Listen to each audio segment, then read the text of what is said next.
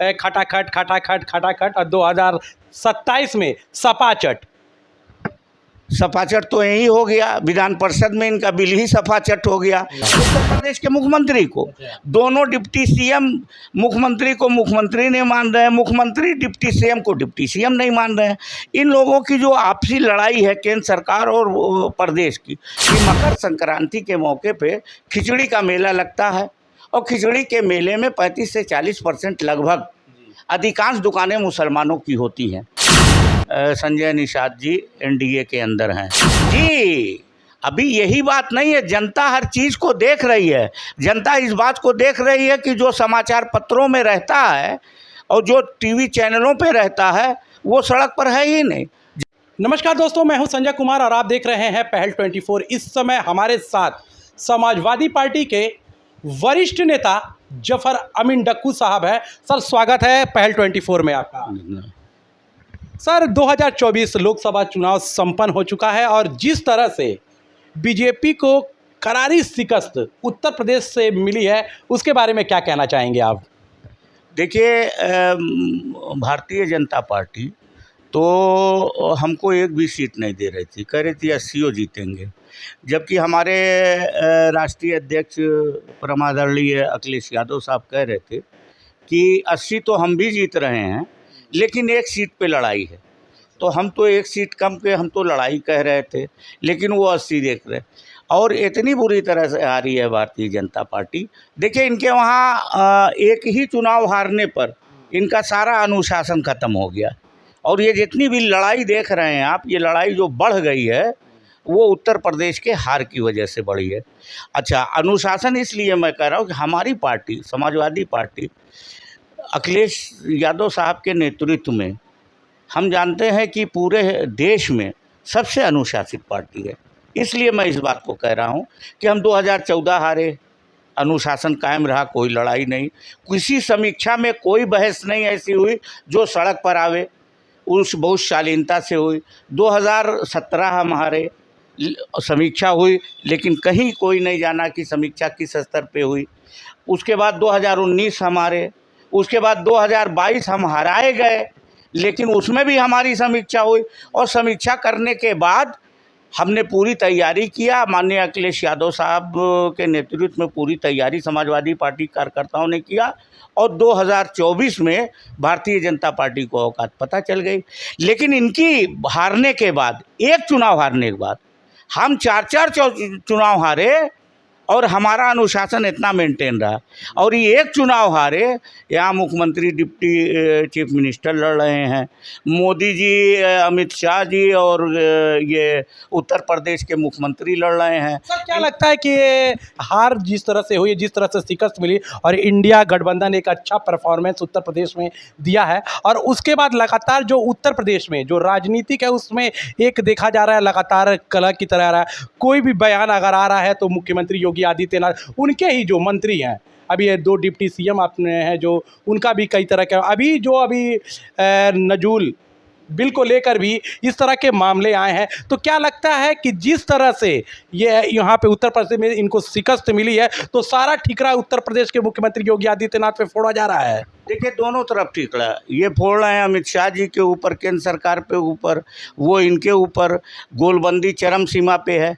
ये इस देश के इतिहास में बहुत शर्म की बात है, बहुत ही शर्म की बात है कि सत्ता पार्टी का मुख्यमंत्री कोई बिल पास कर रहा है विधानसभा में और सत्ता पार्टी का ही प्रदेश अध्यक्ष भूपेंद्र चौधरी उस बिल का विधान परिषद में विरोध कर रहे हैं और वो बिल रुक जा रही है।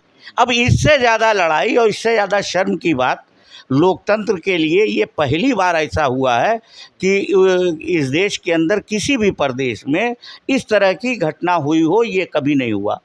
यानी एकदम सीमा लांघ चुके हैं ये लोग, दूसरे के ऊपर आरोप लगाते हैं। हमारी पार्टी पे हमेशा मुख्यमंत्री चाचा भतीजा अबे चाचा भतीजा की बात कब की ख़त्म हो चुकी। इस वक्त उनके परिवार में 3 लोग प्रधानमंत्री से ज़्यादा वोट से जीते हुए हैं। परिवारवाद की भी बात खत्म हो गई। जनता ने परिवारवाद को स्वीकार किया ये कह के कि सेवा जो जनता की करेगा हम उसके साथ हैं, चाहे वो किसी परिवार का हो या परिवार की दर पीढ़ी हो। उसके साथ हम रहेंगे। इसलिए कि अखिलेश यादव साहब का परिवार समाज सेवा में लगा हुआ है हर तरह से। जी, कई मंत्रियों का बयान है। अभी ब्रजेश पाठक योगी आदित्यनाथ के खिलाफ बयान आया, केशव मौर्य उप मुख्यमंत्री जो है उनका भी बयान आया। अब भूपेंद्र चौधरी को आपने सुना भी है, जो नजुल बिल को लेकर आया। और डॉक्टर संजय निषाद कैबिनेट मंत्री हैं, उनका भी बयान आया है कि जो बुलडोजर चला हुआ है लोगों के ऊपर, इसी बार उत्तर प्रदेश में बीजेपी को शिकस्त मिली है। उसके बारे में सर क्या कहेंगे आप? देखिए, ये सब लोग उनके समर्थन में रहे हैं, सरकार के समर्थन में है एनडीए में। हालांकि एनडीए का हिस्सा प्रैक्टिकली तौर पे अब इन लोगों को लगभग बाहर कर दिए है, लेकिन मान ना मान मैं तेरा मेहमान संजय निषाद जी एनडीए के अंदर हैं और उन्होंने ये आरोप लगाया है और ये सही है। देखिए, बुलडोज़र जिसे एक मिसाल हम देते हैं और वो हम सभाओं में भी कहते थे कि एक परिवार है, एक पिता ने एक प्रॉपर्टी बनाया है, उसके 4 हिस्सेदार हैं, 4 लड़के हैं, चारों पढ़े लिखे हैं, नौकरी में हैं, सब हैं।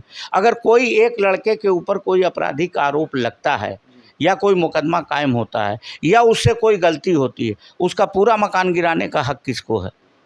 एक ही हिस्सा तो गिरेगा। क्या लगता है इसी वजह से इस बार उत्तर प्रदेश में शिकस्त मिली है बीजेपी को? जी, अभी यही बात नहीं है, जनता हर चीज़ को देख रही है। जनता इस बात को देख रही है कि जो समाचार पत्रों में रहता है और जो टीवी चैनलों पे रहता है वो सड़क पर है ही नहीं। जनता का कोई बुनियादी काम हुआ ही नहीं, सिर्फ लोग झूठ बोल रहे हैं। जैसे मिसाल के तौर पे अभी उत्तर प्रदेश के मुख्यमंत्री जी ने एक आदेश किया कि जो कांवड़ जिधर से जिस रूट से जाएगा उस रूट पर सारे दुकानों पर नाम की तख्ती लगी। लेकिन उसमें तो कोर्ट ने सुप्रीम कोर्ट ने स्टे दे दिया। स्टे देने के बाद भी कई जगहों से बहुत सी शिकायतें आ रही हैं कि पुलिस उस स्टे का पालन नहीं कर रही। लेकिन हम ये बता रहे हैं, ये भी लड़ाई का एक हिस्सा है। लड़ाई केंद्र सरकार और इनके बीच में, केंद्र सरकार जो है इनको हटाने के चक्कर में है और ये किसको हटाने के चक्कर में है? उत्तर प्रदेश के मुख्यमंत्री को। दोनों डिप्टी सीएम मुख्यमंत्री को मुख्यमंत्री नहीं मान रहे हैं, मुख्यमंत्री डिप्टी सीएम को डिप्टी सीएम नहीं मान रहे हैं। इन लोगों की जो आपसी लड़ाई है केंद्र सरकार और प्रदेश की, जो जनता जान रही है, जो मीडिया जान रही है, और ये चीज़ें सड़क पर आ चुकी हैं, इसको बचाने के लिए केंद्र सरकार को डिस्टर्ब करने के लिए नाम की तख्ती लगाने का आदेश किया गया। एक सांप्रदायिक एजेंडा लाया गया। देखिए, कुर्सी पाने के लिए भी सांप्रदायिक एजेंडे पे चुना हुआ था 2017 में। अब कुर्सी बचाने के लिए सांप्रदायिक एजेंडा इस्तेमाल हो रहा है। तब विपक्ष को हराने के लिए होता था, अब भारतीय जनता पार्टी को हराने के लिए आपस में सांप्रदायिक एजेंडा ला रही। उससे ये हुआ कि केंद्र सरकार डिस्टर्ब हुई। लेकिन अगर ऐसा ना होता राजनीतिक माहौल, तो मैं बहुत स्पष्ट कहता हूं कि मकर संक्रांति के मौके पे खिचड़ी का मेला लगता है और खिचड़ी के मेले में 35 से 40% लगभग अधिकांश दुकानें मुसलमानों की होती हैं। और तो क्या वहाँ पर भी नेम प्लेट लगना चाहिए कि नहीं? हम बता रहे हैं 22,500 रुपया 17 दिन का वो लेते हैं। और जो नया दुकानदार होगा वो 1,30,000 से 1,50,000 रुपया पहले साल देगा, तब उसको दुकान मिलेगी। उसमें धर्म मजहब की कोई पाबंदी नहीं है, जात पात की कोई पाबंदी नहीं। जो पैसा देगा वो दुकान लगाएगा।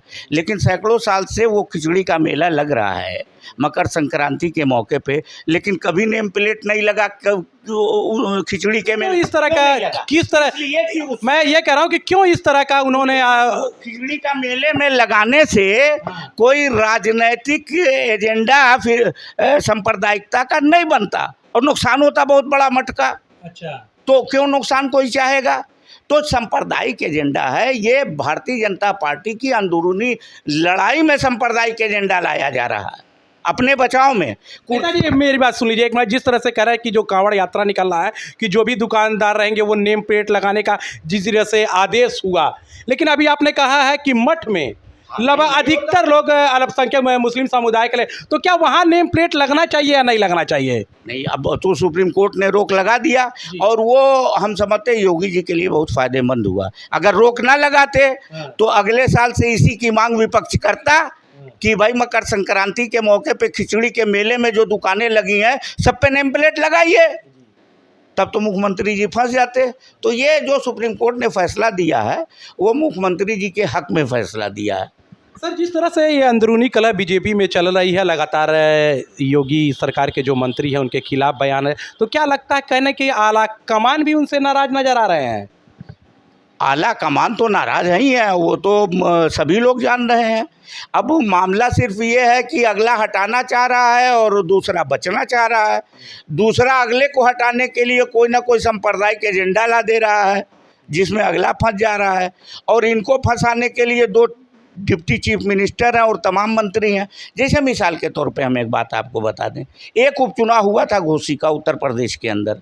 उस उपचुनाव में दोनों उप मुख्यमंत्री की ड्यूटी लगी थी, कैंप तक किया था एक उप मुख्यमंत्री ने वहाँ, और केशव प्रसाद मौर्य जी हों चाहे वो ब्रजेश पाठक जी हों, दोनों लोग थे और उनकी बाकायदा ड्यूटी लगी थी, मुख्यमंत्री जी ने लगाया था। अब 10 उपचुनाव हो रहा है 10 विधानसभाओं में, उस उपचुनाव में 30 मंत्री की ड्यूटी लगी है और उसमें दोनों उप मुख्यमंत्री नहीं है। ये बड़ी शर्म की बात है। संदेश बहुत खराब जा रहा है जनता के बीच में, और जनता हर चीज़ को माइंड कर रही है।